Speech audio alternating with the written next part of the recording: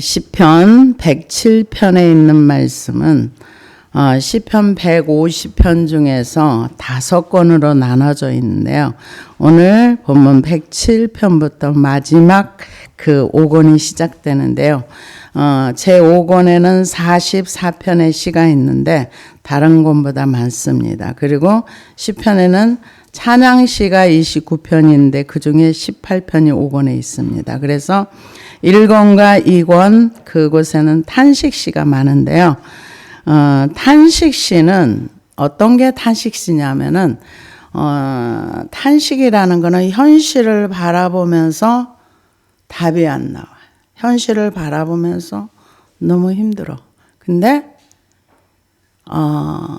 그 현실 속에서 주님을 바라보면서 찬양하는 게 탄식시입니다. 그래서 탄식시와 회개는 다른 얘기입니다. 회개는 현실 상황 속에서 나를 바라보고 현실이 커 보이고 그러한 상황 속에서 하나님을 내가 믿지 않고 절망 속에 빠져 있는 나를 하나님 앞에 가지고 가는 것이 회개라면, 탄식은 세상이 왜 이럴까 이러면서 탄식하면서 고민하고 고뇌하다가 주님을 바라보는 거, 그게 좀 다르다는 것을 볼 수 있습니다. 그래서 그 한숨을 쉬면서 바라보는 탄식시와 또 찬양하면서 믿음으로 하나님을 감사하면서 바라보는 찬양시는 다른 것입니다. 그래서 오늘 시편 107편은 하나님을 경험하고 하나님을 어떤 분이라는 것을 알았던 사람들이 하나님을 찬양하고 그 묶였던 곳에서 자유함을 얻었던 사람들이 하나님께 감사하면서 사람들에게 여호와께 감사하라. 왜? 하나님은 이런 분이기 때문에. 그래서 1절에 보니까 여호와께 감사하라. 그는 선하시며 그 인자심이 영원함이라다. 하나님께 감사해. 근데 뭘 감사해? 하나님은 선하시며 그 인자심이 영원하기 때문에 감사해야 돼. 그거를 얘기하는데요. 이거는 선하심의 그 단어는 토부라는 단어를 쓰는데 생명을 주시는 창조주 하나님과 선한 구원자 하나님을 얘기할 때 토부. 그래서 이 세상에서 선하다 하는 분은 하나님 한 분밖에 없어요. 그래서 그 바리새인들이 예수님께 와서 선한 분이 누구니까, 그러니까 예수님이 선한 분은 하나님 한 분밖에 없다. 그럼 우리가 선한 하나님의 일을 할 때 선한 일이 되는 거예요. 우리 자체가 선한 것이 아니라 선하신 분의 일을 우리가 순종할 때 선한 일이 되고 그걸로 인해서 빛이 나오는 것입니다.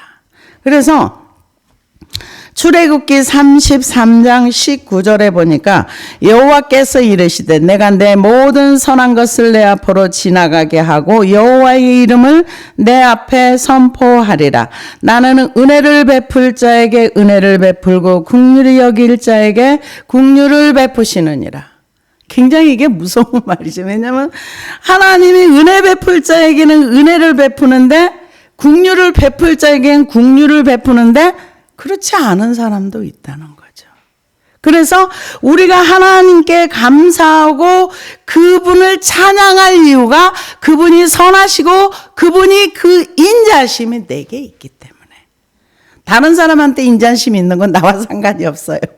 내게 그 선하심이 있고 그 인자심이 내게 있기 때문에 우리는 하나님을 감사하고 찬양해야 된다, 이렇게 얘기를 합니다. 그래서 이 이스라엘 백성들이 하나님께 감사하는 이유가 뭐냐?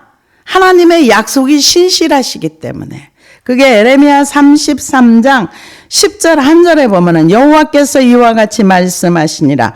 너희가 가리켜 말하기를 황폐하여 사람도 없고 짐승도 없다던 여기 곧 황폐하여 사람도 없고 주민도 없고 짐승도 없던 유다 성읍들과 예루살렘 거리에서 즐거워하는 소리 기뻐하는 소리 신랑의 소리 신부의 소리와 및 만군의 여호와께 감사하라. 여호와는 선하시니 그 인자하심이 영원하다는 소리와 여호와의 성전에 감사제를 드리는 자들의 소리가 다시 들리리. 이는 내가 이 땅에 포로를 돌려보내어 지난 날처럼 되게 할 것임이라. 여호와의 말씀이니라.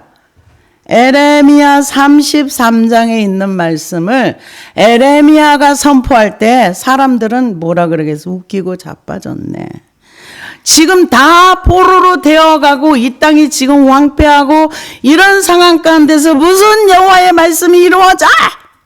말도 안 되는 소리 이러면서 아마 하나님의 말씀을 선포하는 에레미야를 비웃었을 거예요. 그러나 하나님은 신실하시기 때문에 약속하신 이 말씀대로 그대로 바벨론의 70년의 포로가 끝나서 돌아와서 여기 이 말씀대로 여호와께 감사제를 드리고 찬양을 올려드렸기 때문입니다. 그래서 여호와께 감사하라. 그는 선하시며 그 인자심이 영원하미로다. 여호와의 속량을 받은 자들은 이같이 말할지어다. 여호와께서 내 적의 손에서 그들을 속량하사. 속량이라는 것은 하나님께서 어떤 무엇에 이렇게 갇혀 있을 때 건져내는 거, 그거를 얘기합니다. 속량하다는 이렇게 값을 지불하기도 하지만은 가족법의 개념이랍니다. 가족이라는 거는 내 친척이 무언가 어려운 일을 당해서 예를 들어서 내 친척 중에 이걸 가을이라고도 하는데 그 빚을 잔뜩 져가지고 땅이 다 팔려서 없어. 그러면은 돈 있는 내 친척이 그걸 대신 사줘서 그거를 속량해줘야 돼요. 근데 이 얘기는 무슨 얘기냐? 하나님이 우리를 가족으로 여기신다는 거죠. 그래서 이사야 62장 11절에 12절에 보니까 여호와께서 땅끝까지 선포하시되 너희는 딸 시온에게 이르러 보라. 내 구원이 이르렀느니라. 보라 상급이 그에게 있고 보응이 그의 앞에 있느니라 하셨느니라. 사람들이 너를 일컬어 거룩한 백성이라 여호와께서 구속하신 자라 하겠고 또 너를 일컬어 찾은 바 된 자요 버림받지 아니한 성읍이라 하리라. 이스라엘 백성들이 포로로 끌려갔을 때는 모든 사람들이 이제 이스라엘 백성 끝났어. 하나님이 버렸어. 이렇게 말했는데 하나님의 약속은 신실하셔서 버린 게 아니라 그러니까 우리가 이 하나님에 대해서 좀 알아야 할 게 있는데 하나님은 공의로운 하나님이십니다. 그래서 이 공의는요 모든 사람에게 동일하게 적용되는 거예요. 하나님과 친밀하든 친밀하지 않든 모든 사람에게 동일하게 적용되기 때문에 우리가 하나님을 향해서 불평할 수가 없어요. 왜냐? 하나님이 나한테만 엄격한 잣대를 대고 저쪽엔 계속 봐줘보세요. 그러면 우리는 분노가 하늘 끝까지 올라가요. 왜 저기는 봐주고 나한테만 이러는데?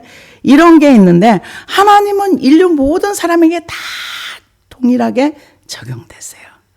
그래서 이거는 하나님과 아무리 친밀하고 하나님의 모습을 보았다 할지라도 똑같이 적용되는 거예요. 그래서 지금 여호와의 속량을 받은 자들은 이같이 말할지어다. 여호와께서 대적의 손에서 그들을 속량하사. 그러니까는 이 대적의 손에서 건져내셨다는 거죠. 그런데 시편 49편에 보면은 우리 영혼을 구원하는 값이 너무 엄청나기 때문에 금으로도 돈으로도 어떤 걸로도 우리를 지옥의 수월에서 건져낼 것이 없다 그랬어요. 근데 하나님은 우리를 지옥에서 건지신 분입니다. 그래서 속량하사 동서남북 각 지방에서부터 모으셨도다. 동서남북이라는 거는 원문에는 이렇게 되어 있습니다. 동에서 서에서 북에서 바다에서이다.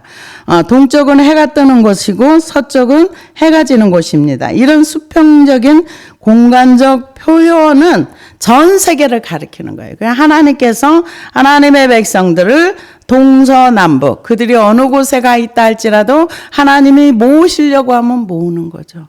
여러분 그 이스라엘의 백성의 역사를 우리가 알고 있지만 70년이 지나갔는데 그들이 다시 그들의 언어를 가지고 그들의 조상들이 배웠던 그 지식을 가지고 그 언약의 말씀을 가지고 다시 돌아온다는 건 이거는 인간의 언어로 표현하기 어려워. 왜냐하면은 그 땅에서 150년이 지났으면은 이미 다 그 땅 사람인 거예요. 그 땅 사람이 돼서 이 다 잊어버리는 거예요. 자기 모든 거 다 잊어버리는데 그들은 그들이 돌아와서 에스라 같은 경우는 150년 지난 이후에 돌아와 가지고 역대상하를 쓰고 시편을 정리를 하고 그러면서 백성을 가르치고 이거는 놀라운 역사예요. 그러고 나서 예수님 당시에도 빌라도가 이 예수에겐 내가 죄를 찾을 수 없어. 그러니까 그 백성들이 말해요. 우리와 우리 자손이 그 죄를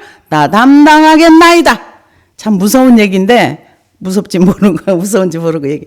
그러고 나서 2000년 동안 흩어져 살았던 사람들이 한날에 나라를 세워가지고 지금도 현존하고 있습니다. 이거는 하나님이 행하심이 아니면 우리는 언어로 표현 못해요. 그 성경에 우리 전 세계 역사 가운데 있었던 나라가 지금도 존재하는 나라는 없습니다.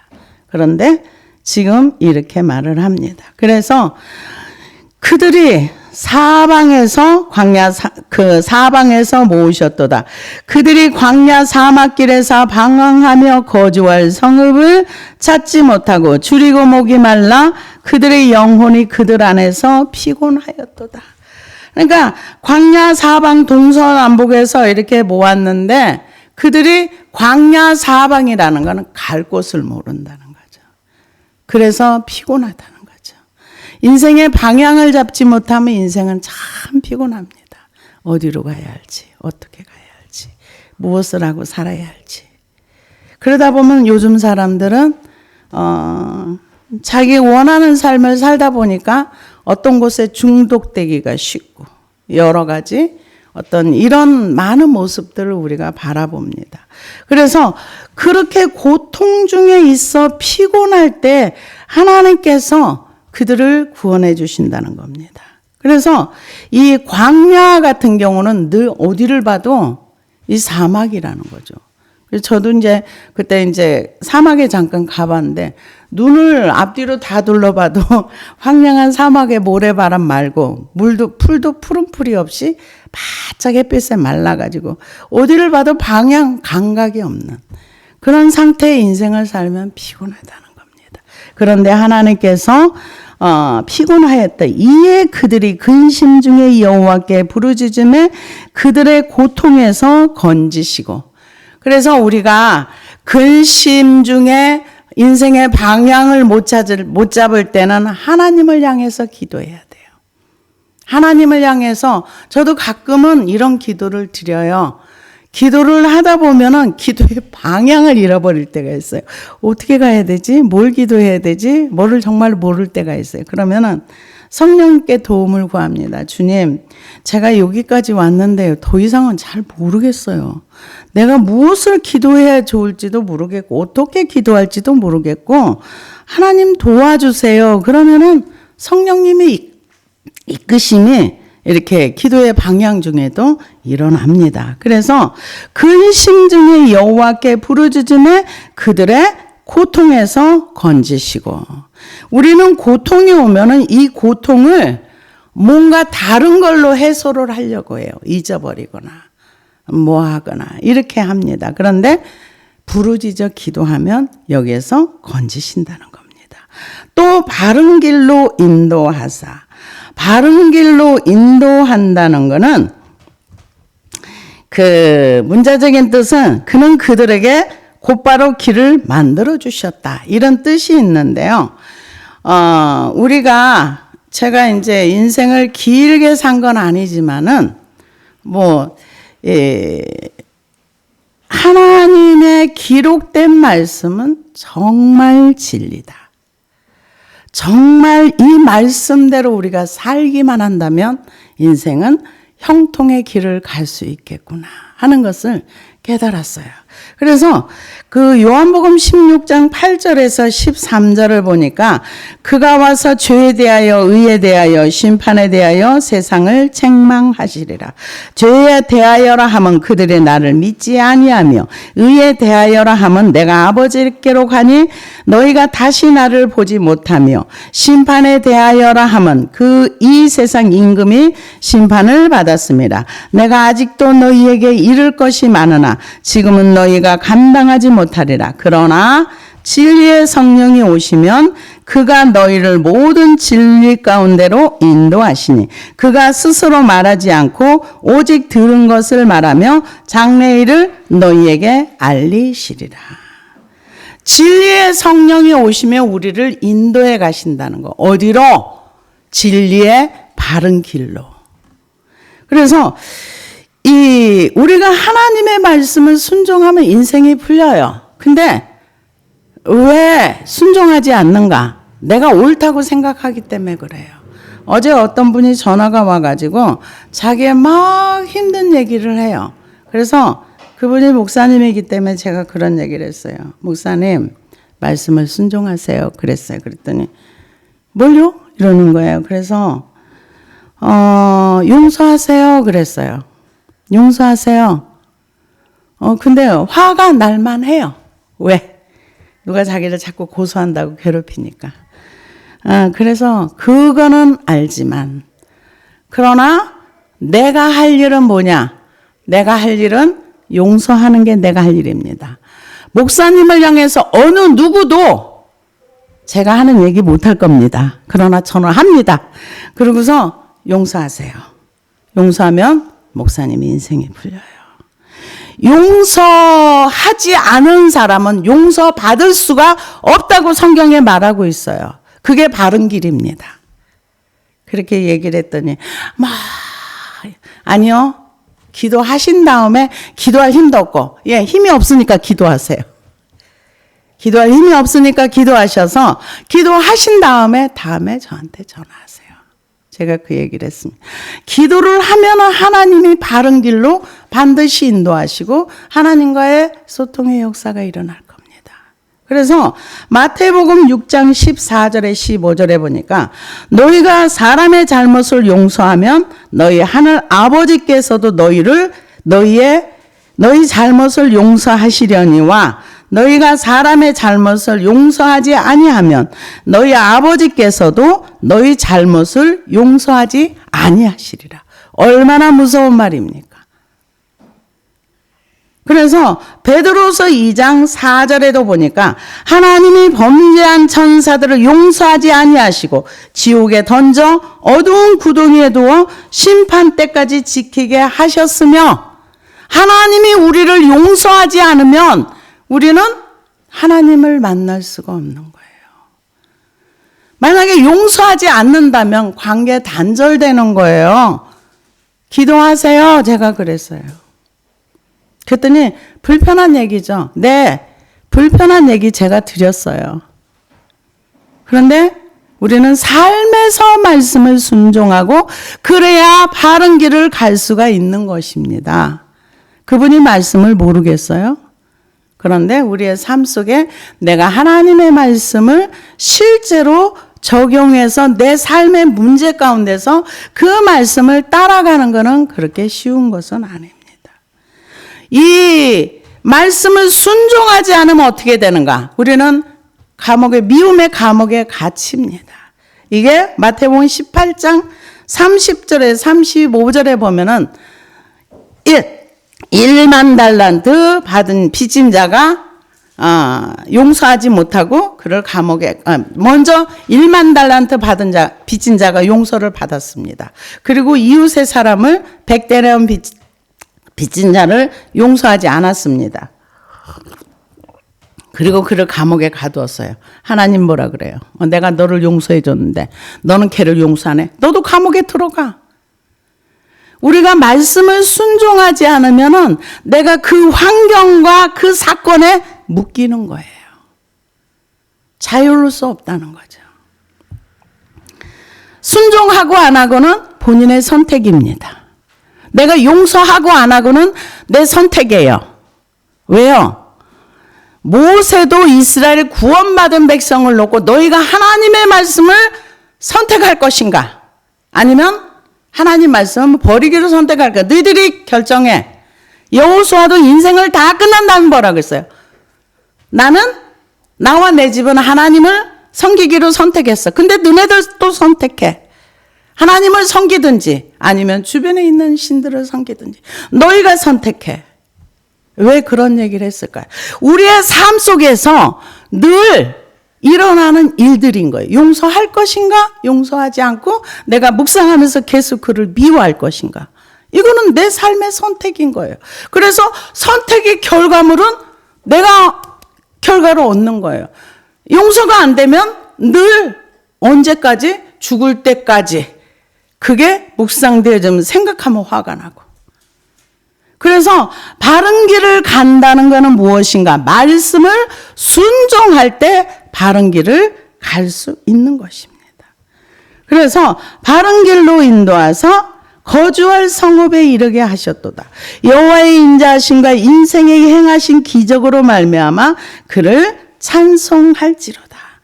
이게요, 내가 묶여있던 곳에서 자유케 되면 그 자유가 뭔지를 알아요. 그런데 용서해보지 않은 사람은 용서가 뭔지를 몰라요. 말씀을 순종해보지 않은 사람은 순종한 결과물이 어떤 거라는 것을 모릅니다. 그래서 인생에게 행하신 기적으로 말미암아 그를 찬송할지어다. 하나님의 말씀을 순종하다 보면 삶에서도 작은 기적들을 경험할 수 있는 것이에요.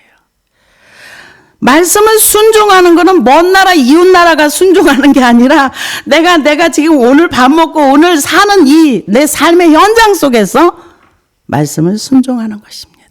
하지 마라 그러면 안 해야 되고, 하라 그러면 해야 되고, 부모의 말을 자녀들이 잘 들으면 자녀들이 인생이 풀려요. 근데 잘 안 듣죠. 그래서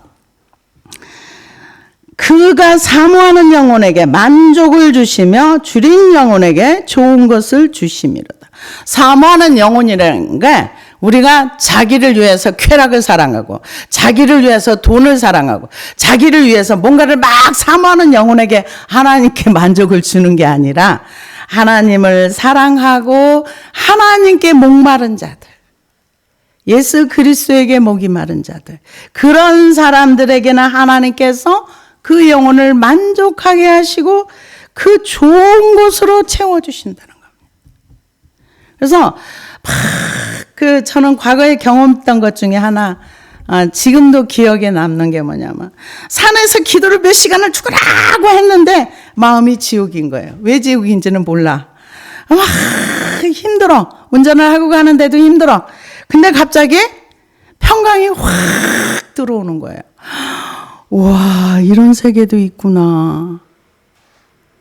그래서 그러고 있는데 제 머릿속에 말씀이 딱 생각이 나네. 그가 채찍에 맞음으로 우리가 평화를 누리고.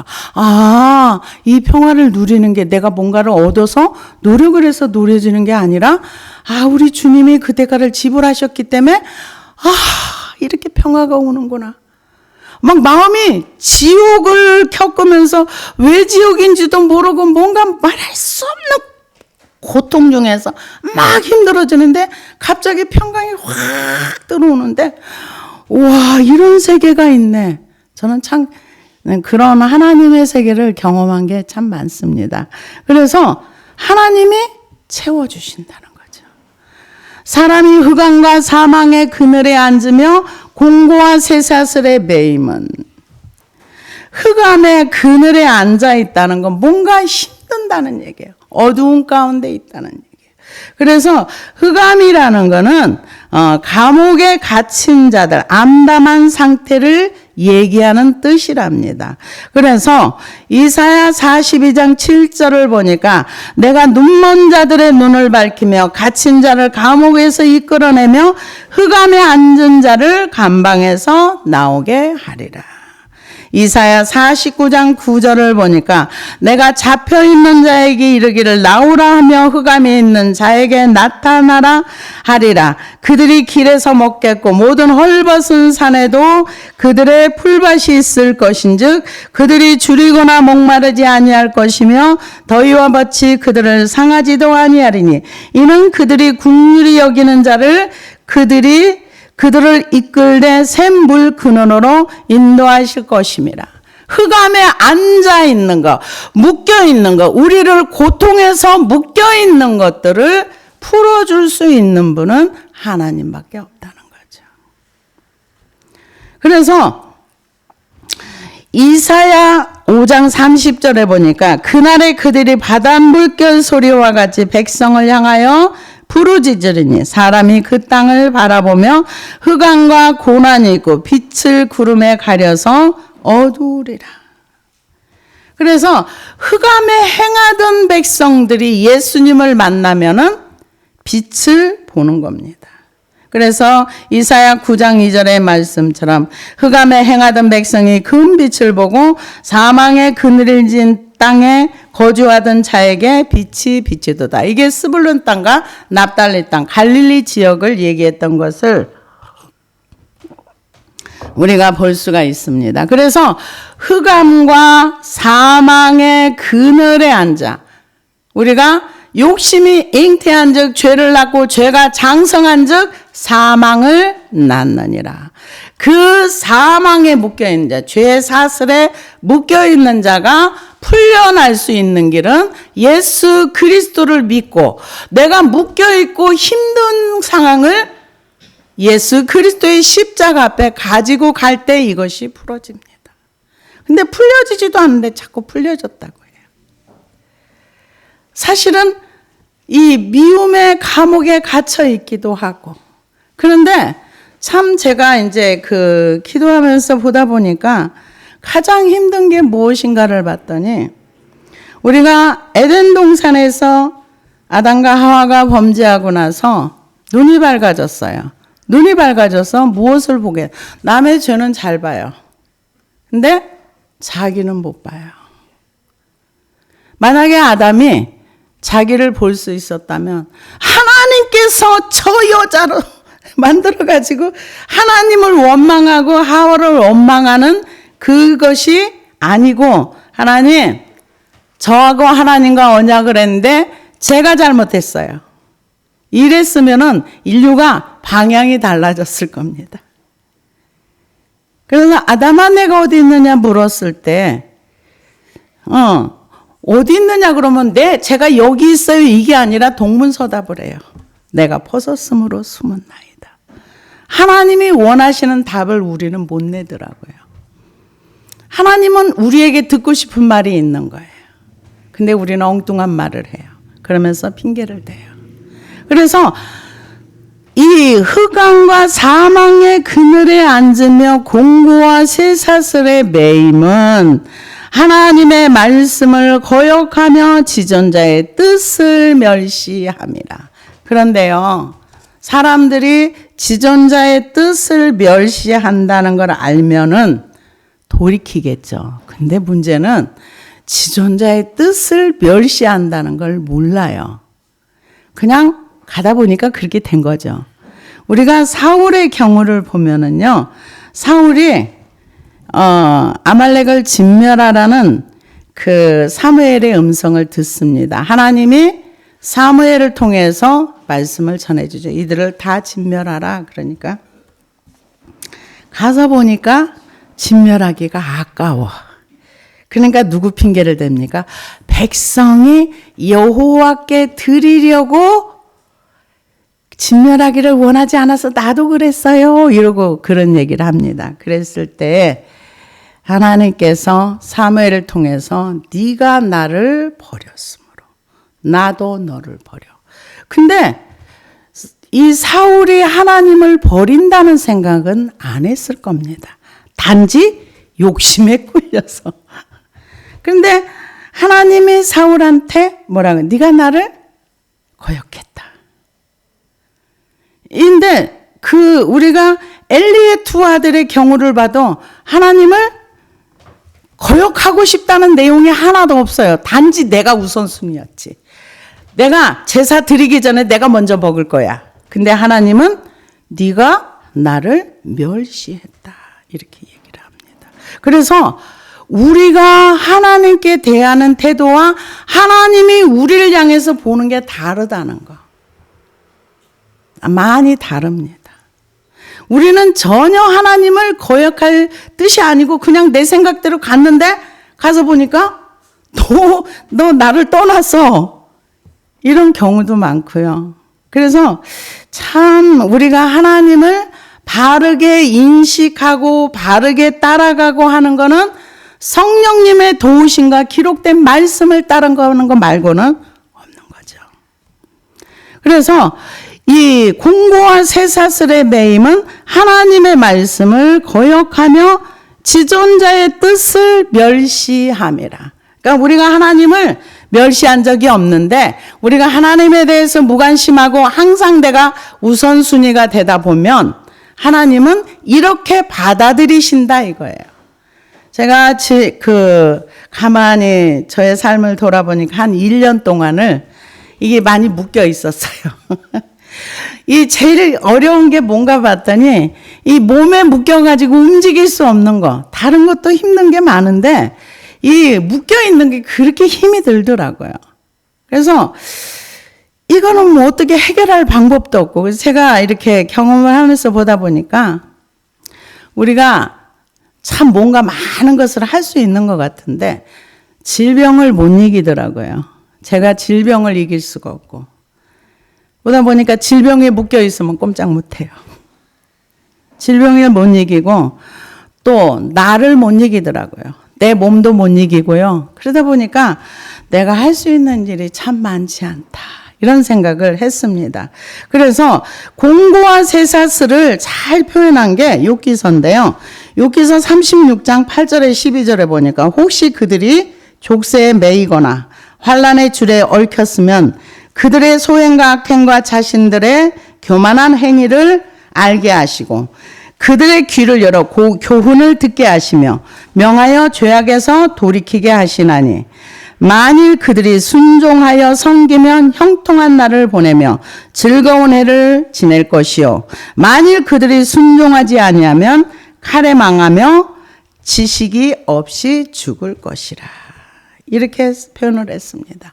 그래서 우리가 하나님 앞에 죄를 짓고도 죄가 뭔지를 모를 때에도 구약의 성도들은 짐승을 잡아서 하나님과 관계 회복을 할 수 있는 길을 열어놨어요. 근데 우리는 지금 성령님이 오셔서 우리가 뭘 잘 모를 때 성령님의 도우심을 구하고 인도함을 구하면은 우리는 바른 길을 갈 수가 있고 묶인 거에서 자유로울 수 있는 것입니다. 얼마나 큰 축복입니까? 그래서 그러므로 그가 그 고통을 주어 그들의 마음으로 겸손하게 하셨으니 그들이 엎드러져도 돕는 자가 없었도다. 이에 그들이 그 환난 중에 여호와께 부르짖음에 그들의 고통에서 구원하시되. 그러니까 고통이 하나님이 누구는 그렇게 욥을 왜 고통을 줬느냐? 창조에 참여하기 위해서 고통을 줬다. 하나님 그런 하나님 아니세요. 일부러 사람을 고통을 주는 게 아니라 죄의 결과는 사망이기 때문에 제가 이제 그런 과정을 이제 쭉 인생의 실패한 과정을 쭉 보면서 보다 보니까 하나님이 이 원하시는 거는 이 원인이 어디로부터 시작해서 결과가 이렇게 나왔다는 걸 알기를 원하세요. 근데 저는 저 멀리서 이 결과 나타난 것만 가지고 하나님 왜 이러세요? 내가 얼마나 힘드는데 왜 나 좀 빨리 좀 여기서 좀 해주세요. 근데 하나님이 원하시는 이게 이렇고 이래서 이 원인을 제거하고 이렇게 하기를 원하는데 우리는 하나님과 너무 멀리 있다는 생각을 제가 했습니다. 그래서 하나님이 이 죄의 결과가 오도록 버려두는 거죠. 그러면 고통 속에서 우리는 힘드니까 하나님을 하니까 막 부르짖어요. 하나님 도와주세요. 난 뭔지 모르겠어요. 그럼 또 도와주세요. 도와주세요. 그래서 그럴 때는 돕는 자가 없다는 거죠. 고통 중에 있을 때 돕는 자가 없는데 그때 하나님께 환난 중에 부르짖음에 그가 고통에서 구원하시되 흑암과 사망의 그늘에서 인도하여내사 그들의 얽어맨 줄을 끊으셨도다. 여호와의 인자하심과 인생에게 행하신 기적으로 말미암아 그를 찬송할지어다. 그러면서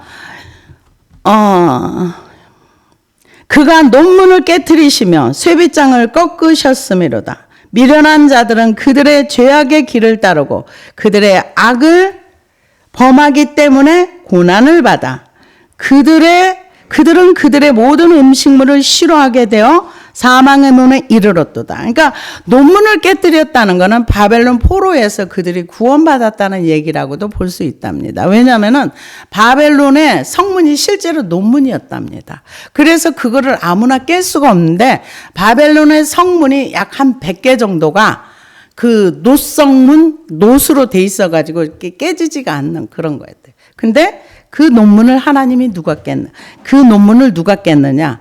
바사와 저기를 통해서 고레스를 통해서 논문을 깨뜨리시고 바벨론 70년에 그 포로기를 끝나서 돌아오게 하신 그런 하나님이라는 거죠.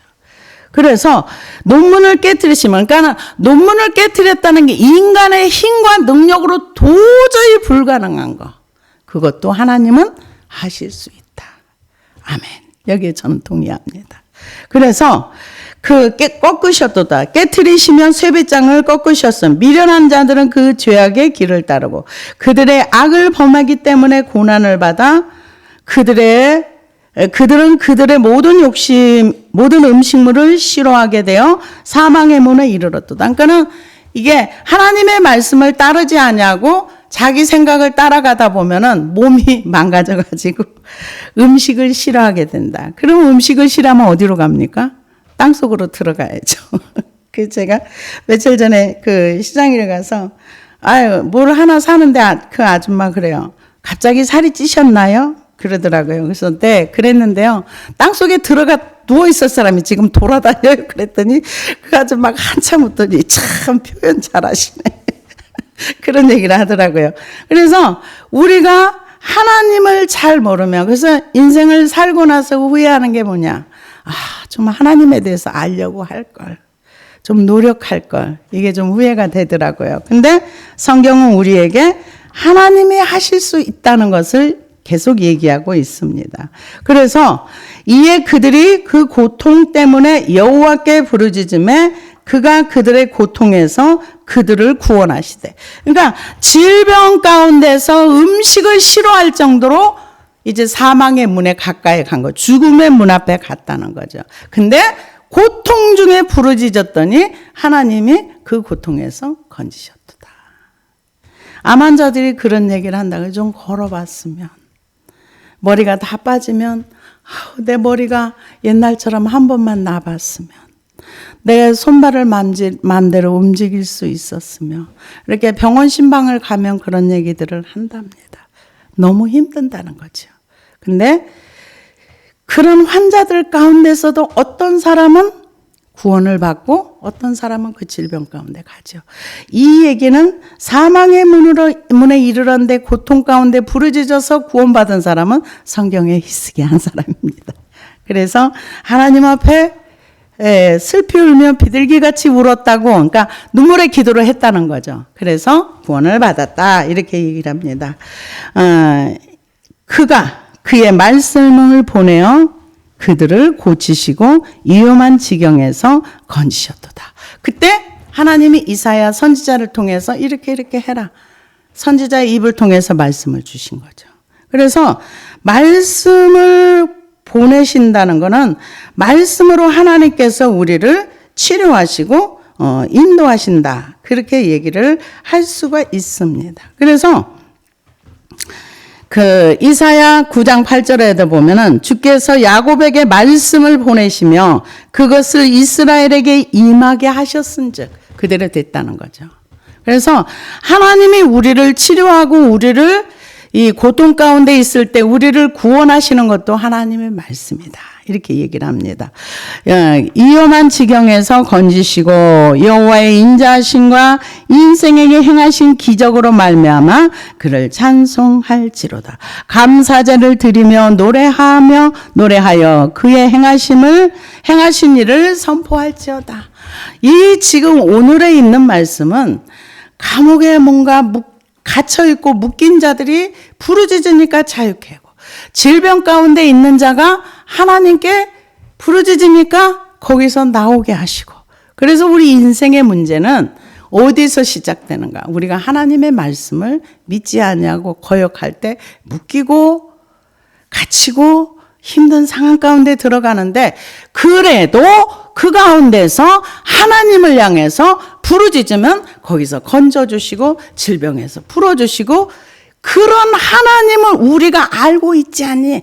그러니까 감사해야 돼. 그러니까 하나님을 찬양해야 돼. 이 말씀입니다. 기도하시겠습니다.